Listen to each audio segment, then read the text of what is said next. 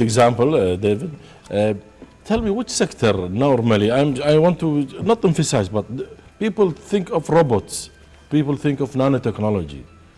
Are the fast growing?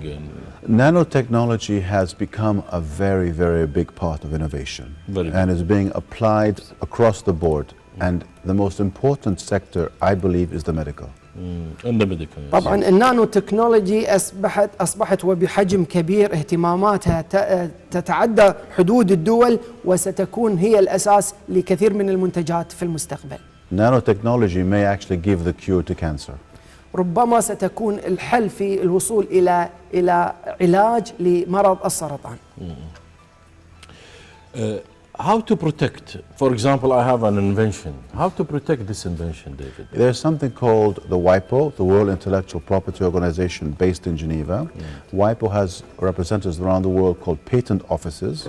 So when you have an idea, you have to put it on paper, and then you have to probably go to a lawyer or something of that nature who is a professional in that field to draft up the documents so that you file the protection of your idea. طبعا وايبو منظمة عالمية لتسجيل براءات الاختراع، في كل دولة هناك مكاتب لهذه المنظمة، ممكن الرجوع مراجعة هذه المكاتب، تسجيل براءات الاختراع، وستكون معترف فيها عالميا. BlackBerry were put on sale, and one of the evaluation is the number of inventions. They had some 800, 900. Absolutely. And the value increased to some 5 billion or so. Absolutely. Is there a way to measure the value of those inventions? I would say the only way to value an invention is the amount you're ready to pay for it. Can you say this again? The only way to value an invention is the amount you are ready to pay for it. Or the success. Or the success, of course. كيف نقيس نجاحات هذه الاختراعات؟ قال ديفيد الطريقة الوحيدة لقياس مدى الإقبال على هذا المنتج هو الكم المنفق على هذا المنتج. Are there companies or rich people or businessmen who really look for such opportunities? Yes, very much. In fact, one name comes to mind is Prince Al-Walid in Riyadh. If you think about it, he invested in Twitter, he invested in Google, he invested in all these big companies and made a killing. طبعا من أشهر الشخصيات المهتمة في الإنفاق في مجال الاختراعات هو الأمير الوليد بن طلال، وأنفق على شركة تويتر وجوجل وكثير من منتجات التكنولوجيا. David, can we call that somebody developed a software? Is this considered to be an invention, or? It is an invention somewhere down the line, but it relies more on copyright than on a patent, because it is basically a series of numbers at the end of the day, like all computer programs. طبعا البرمجة تعتبر نوع من الاختراعات، ولكنها تميل أكثر نحو حقوق الملكية الفكرية بدلا من تسجيلها كبراءة اختراع. That's why you have these big court cases between Microsoft and Samsung and iPhone, everybody, and the iPhone, and they're all running off the copyright infringement. Just we mentioned that this is now Apple won a case 290 million something. Absolutely. طبعا لهذا السبب شركات التكنولوجيا تتلاحق فيما بينها في القضايا القانونية حول تسجيلها كبراءة اختراع أم كحقوق ملكية فكرية. David, do we need incubators to get those brainy people? Absolutely. How come? It's exceedingly important, because a lot of young inventors will have an idea, now whether it's in the computer science field or not, or otherwise, and a lot of times these ideas they're stillborn. They don't go anywhere because they don't have the necessary support. In incubators, they can find the support on whatever level it is, developing a prototype, getting the money together, developing the marketing. Incubators are very important. طبعا الشباب لديهم كثير من الأفكار التي سرعان ما تموت إذا لم تجد الدعم والسبورت، ولكن الحاضنات لها دور كبير جدا في رعاية هذه الأفكار الشبابية، ترعاهم وتطورهم وتقدم لهم، تسهل لهم كل ما يتطلب لإنتاج مثل هذه الأجهزة. So this is very good issue, David, because we want to encourage our young people to go for this. Absolutely, they should. They should. Absolutely. هذا يعني تشجيع من ديفيد لدعوة للشباب للولوج في هذا المضمار والاختراع وتسجيل براءات اختراع. David, the invention exhibition which is held in Kuwait. Yes.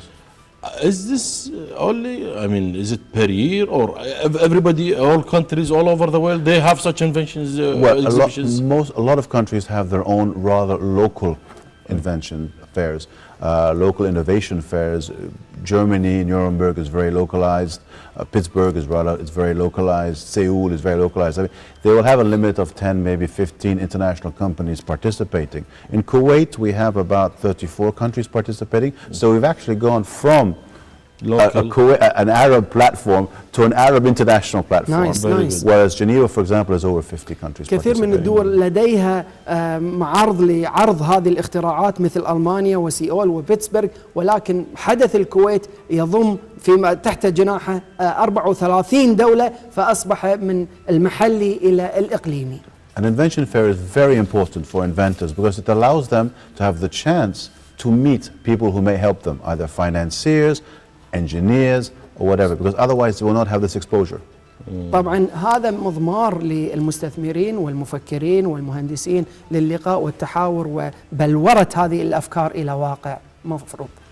I think, David, we have KFAS. Yes, absolutely. And we have these Ahmed. Yes, and Kesser, and we have. Don't you think there should be a specialized entity for such things? Well, actually, historically here, inventions and that line of interest was handled by the Kuwait Science Club.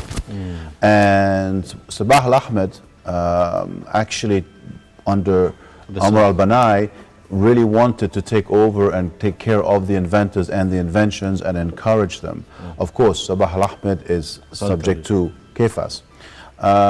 But I will make a statement, which is I think they could do much more. Yes. They could do much more. طبعا مؤسسة الكويت للتقدم العلمي لها دور كبير في دعم هذه المنتجات والأحداث. هي نعم مركز صباح الأحمد والنادي العلمي لهم أيضا أذرع وأنشطة وتتبلور في زيارة ديفيد إلى دولة الكويت. Finally, David, with this final, don't you think those visits, I mean, for example, our young people, if they visit Geneva and visit those invention fairs, will this mix up the experiences? It's a priceless experience. This is why I say Sabah al-Ahmed should do much more than they're doing. Because basically since the last 3 or 4 years, Sabah al-Ahmed, for example, has sent nobody to Geneva. They said, oh, if you want to go, maybe we'll help you.